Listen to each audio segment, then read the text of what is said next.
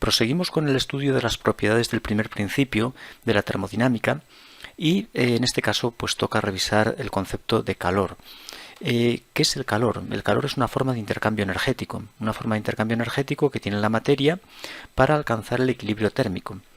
De manera que si dibujamos dos cuerpos puestos en contacto, vamos a dibujar un sistema que está formado por dos cuerpos que se encuentran a diferente temperatura y los tenemos en contacto a través de una pared que llamamos diatérmica, es decir, una pared térmicamente conductora. Eso sí, estos cuerpos los vamos a aislar del resto del universo por una pared térmicamente aislante o adiabática. Aquí tenemos un cuerpo de masa M1 que tiene una constante característica del que vamos a llamar C sub E1. Es el calor específico. Después definimos qué es. Y está a una temperatura T1.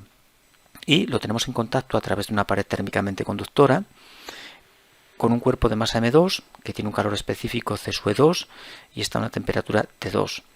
Cuando dejamos que el tiempo pase, estos cuerpos van a igualar una propiedad que es la temperatura. Se va a alcanzar el equilibrio térmico. Solo tenemos que dejar que pase el tiempo suficiente para que los cuerpos terminen a igual temperatura. Vamos a volver a dibujar el sistema y aquí tenemos el cuerpo de masa M1, calor específico C sub E1 y una temperatura TF que va a ser igual que la que tiene el cuerpo de masa M2, calor específico C sub E2 y la temperatura igual TF. En esta situación decimos que ambos cuerpos han alcanzado el equilibrio térmico. Hemos llegado al equilibrio térmico. Y para lograr este equilibrio térmico se ha transferido energía desde el cuerpo que tiene mayor temperatura, supongamos que T1 es mayor que T2.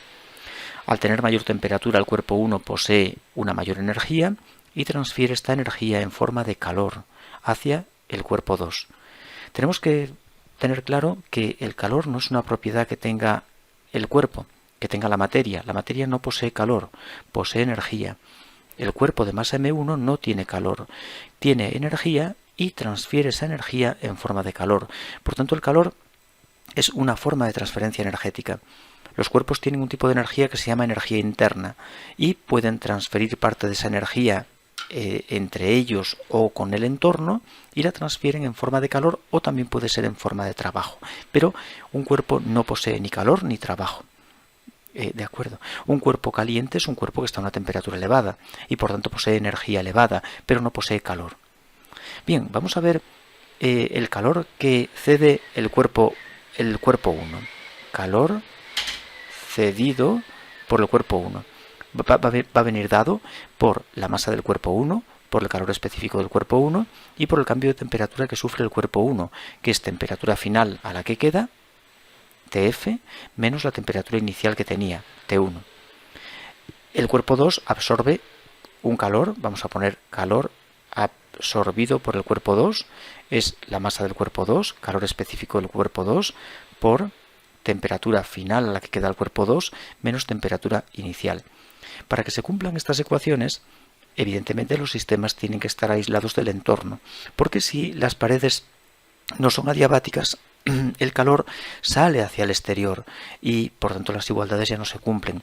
También tiene que ser un sistema cerrado que no permita el paso de materia, que las masas no cambien. Es también un detalle importante. Y otro detalle importante es que no esté ocurriendo un cambio de fase, que no ocurra un cambio de fase. Es decir, que los cuerpos, si son sólidos, se mantengan sólidos, que no pasen de sólidos a líquidos ni de líquidos a vapor. Las fórmulas no servirían tampoco. Estas ecuaciones nos dan el calor que el cuerpo 1 cede, masa del cuerpo, por esta constante llamada calor específico y por diferencia de temperatura. Y por otro lado nos da el calor que absorbe el cuerpo 2 para pasar de la temperatura T2 a la TF. Lógicamente estos calores son iguales. Calor cedido por el cuerpo 1 va a ser igual a calor absorbido por el cuerpo 2, lo cual nos permite determinar la temperatura final a la que va a quedar este sistema una vez alcanzado el equilibrio térmico. Sin embargo, esta igualdad de calores requiere un menos de un lado, porque el calor cedido es negativo. Tenemos un criterio de signos en el que el cuerpo que cede calor, ese calor cedido es negativo, mientras que el calor absorbido es positivo. El calor que absorbe calor, ese calor que absorbe es un calor positivo. Una magnitud negativa no puede ser igual a una positiva y por tanto ponemos de un lado un signo menos. Bien, de esta forma podemos obtener, es la manera en la que se obtiene la temperatura final de equilibrio entre ambos cuerpos. Bien, sin embargo, estas fórmulas que utilizo para determinar el calor que un cuerpo cede y otro absorbe no son completamente correctas porque el calor específico tiene una dependencia generalmente de la temperatura, depende de la temperatura y en consecuencia depende de temperatura y también puede depender de presión, temperatura y presión. Pero esta dependencia de la temperatura hace que las ecuaciones sean incorrectas. Para tenerla en cuenta, debemos escribir esta ecuación en forma infinitesimal. El calor intercambiado por un cuerpo es igual a la masa del cuerpo por el calor específico del cuerpo, que depende de la temperatura, y por diferencial de temperatura.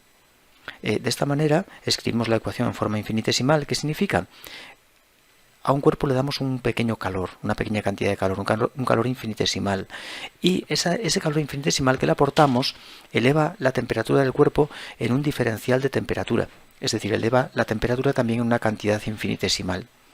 De esta manera, si ahora integramos, obtenemos el calor total intercambiado, Q igual a integral de M por el calor específico y por diferencial de T entre una temperatura T1 y una temperatura T2. La masa es constante, la podemos sacar fuera, y este calor específico dependiente de la temperatura, pues lo tenemos que sustituir por la expresión correspondiente. Por ejemplo, si tenemos una expresión de tipo A más BT o la expresión del tipo que sea, pues debemos sustituir e integrar. No podemos sacarlo fuera como hicimos arriba. Estas ecuaciones que tengo aquí provienen de la ecuación de abajo, sacando el calor específico fuera de la integral. Por tanto, si el calor específico es dependiente de la temperatura, no lo podemos sacar fuera y debemos integrar. De aquí procede lo que llamamos la capacidad calorífica. La capacidad calorífica es esta parte de aquí. A esto le llamamos capacidad calorífica, se puede representar por una C mayúscula, M por el calor específico. Es la capacidad calorífica. La capacidad calorífica tiene de unidades julios partido de unidad de temperatura, por ejemplo Kelvin, julios partido de Kelvin de unidad. Y el calor específico, por el contrario, el calor específico tiene unidades de julios partido de gramo y grado centígrado.